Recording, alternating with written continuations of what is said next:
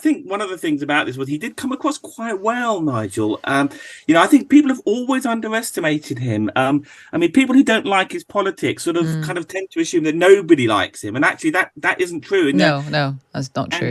he's clever, he's affable, he's charming. This is no verdict on his politics, but he really had, and he straight from the off, someone made a joke about had a dig at him about Brexit, and he kind of dealt with it really well, almost like he was flicking a bug off his off his.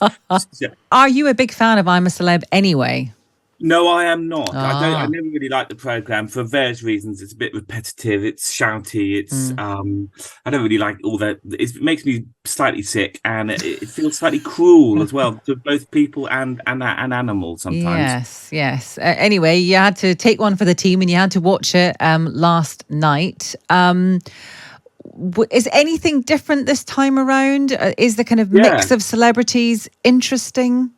Oh, well, no, I wouldn't say that. I mean, I think once again, they rather stretch the definition of celebrity. Unless this morning presenter Josie Gibson, YouTuber Nella Rose. But I mean, obviously the big money in every sense, because apparently he's getting 1.5 million for this, supposedly, is obviously Nigel Farage. And I think one of the differences is they did a strange sort of introduction thing where they all were all separate and did different tasks. And my suspicion was that Nigel he's had a few medical issues in the past. Maybe they didn't want him to do anything taxing because other people had to jump out of helicopters and abseil down skyscrapers. But he had a series of challenges, and it was quite interesting. It's interesting the clip you just aired, which was all about they took a pot shot at the fact that he doesn't have many GB News viewers, which I think is obviously true, but he is popular. And I think one of the things about this was he did come across quite well, Nigel. I think people have always underestimated him. I mean, people who don't like his politics sort of kind of tend to assume that nobody likes him, and actually that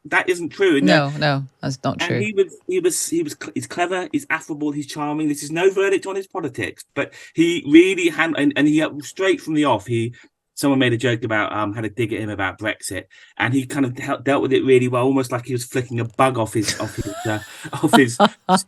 And he did well in the task. He was charming to everyone. People seemed to really like him. Well, obviously, right at the end of the episode, he was the one who was. He's going to have to, in the next episode, he's going to have to eat something disgusting in one of those things that we've seen before. So I don't quite understand it, but you mentioned the plane crash back in 2010. So what's that going to stop him from doing? Jumping out of things or eating mad things? Well, I think he's had a. I don't know his medical, but I think he's had a brush with an oncologist and other things, hasn't he? So it's only my suspicion that they didn't get him to do all the kind of high tech stuff. Right. But it's nothing official. It was just what I kind of thought might be the case, basically.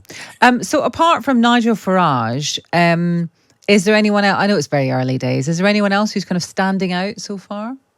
Fred Sirius, it looks quite. Oh, is he in there? Oh my God. He's quite good. He's carved out quite a good place for himself because he's like the camp cook. I mean, he's the cook in the camp. I should say.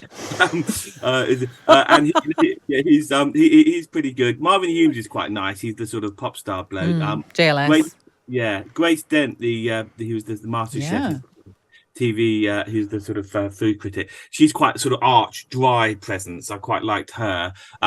Who's to say? I mean, obviously Farage will get lots of disgusting tasks, but so did Matt Hancock, and he didn't do too badly in the end, actually. Well, exactly. I mean, it's a strange thing, really, isn't it? It's like these people that are apparently divisive and some people hate, so they make them do all the trials, and then they kind of they do quite well, and then they're like, oh, it's not so bad after all, and you kind of think, what?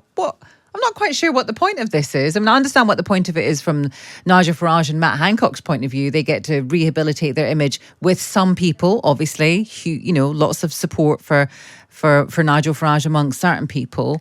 But I wonder what does the viewer actually get from this whole circus? Well, quite. I mean, look, absolutely. I mean, it's obviously going to get a lot of publicity, so people are going to be aware of it, and people might tune in out of curiosity. And people who like us who wouldn't normally watch it might just tune in and turn on to it, which is possible. I think the viewing figures will probably be quite good for this. Yeah. It's excellent publicity. It's a change. I mean, it could backfire. There has been a sort of talk of a boycott, and I am told there's a bit of anger within ITV because if he is being paid 1.5 million, people are thinking that's quite a chunk of their budget. There is some discontent from people I've spoken to within the channel.